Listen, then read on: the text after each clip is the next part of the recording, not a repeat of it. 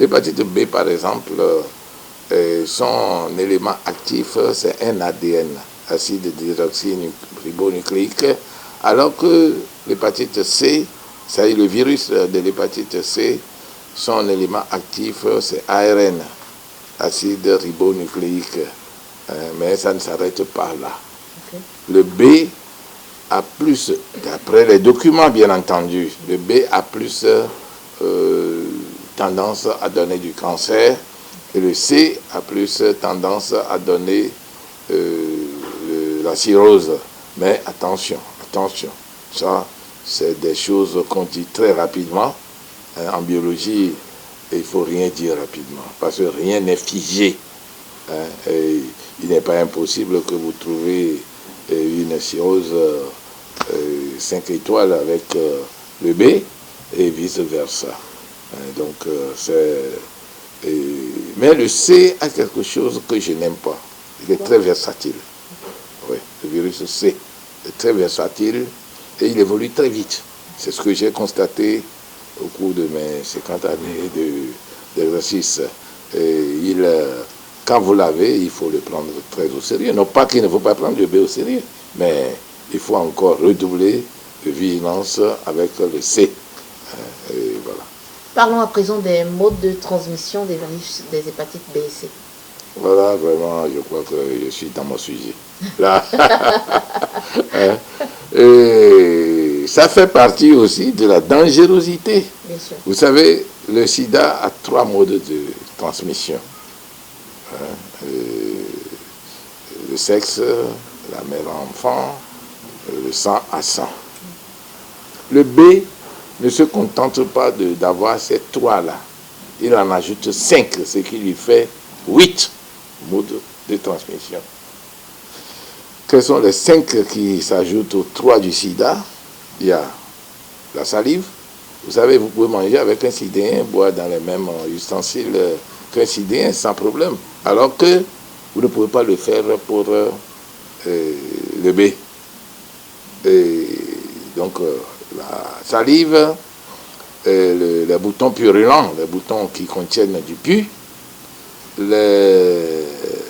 la sueur. Et là, je peux vous raconter une petite histoire qui peut-être n'est pas vraie, mais qui se dit quand même sur le B. Et la sueur contient le virus et il semble que lorsque vous vous asseyez dans un fauteuil et que le patient qui s'asseye dans le fauteuil transpire dans sa chemise et que ça touche la chaise, s'il s'en va et que vous fermez hermétiquement le local, si dans une semaine, quelqu'un vient s'asseoir dans le même fauteuil, il contracte le virus. Je vais vous dire la grande dangerosité de ce virus B. Et il y a l'urine. Oui, l'urine. Et vous voyez un peu ce qui se passe dans les services où les gens arrivent. Bon, les femmes sont obligées de s'asseoir pour uriner, mais les hommes, ils restent debout, ils sortent leur affaire et puis ils arrosent tout. Toi, tu viens pour peut-être aller à la selle, tu prends le papier hygiénique, tu essaies d'essuyer, mais en réalité, tu es en train d'étendre la couche de virus. Il faut que les gens commencent par faire très attention. Sinon, nous avons vraiment, en tout cas, moi, je ne sais pas si c'est une déformation professionnelle, mais j'ai eu une peur bleue pour ce virus de l'hépatite B.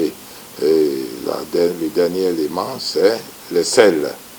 Et là, encore, c'est une question d'hygiène aussi. Parce que vous voyez, vous sortez maintenant, vous voyez la vendeuse de beignets à tas, la vendeuse de ceci, la vendeuse de cela, même les fruits, qui laissent tout à l'air libre.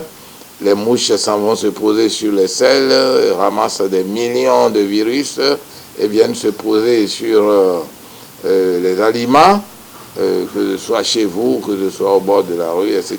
Il faudra quand même qu'un travail se fasse au niveau des autorités publiques pour amener les bonnes femmes qui vendent surtout au bord des routes, là, des rues, là, à prendre conscience de ce danger-là.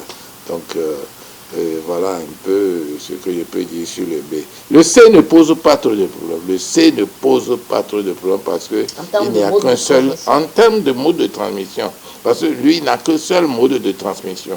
Au moins pour ce qui nous est dit jusqu'à là, dans les documents. C'est le mode de transmission, c'est 100 à 100. 100 à 100, c'est tout. C'est tout.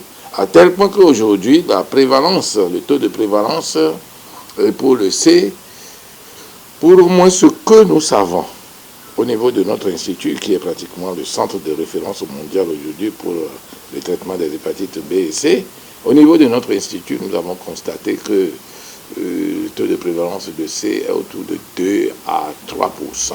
C'est tout. Alors que le B, pour être un peu économe, je dirais que c'est 25 à 30%. Et quand je vois qu'en Côte d'Ivoire, on me parle de 27%, et j'étais au Rwanda, on m'a parlé des chiffres tournant autour de 30 à 35%.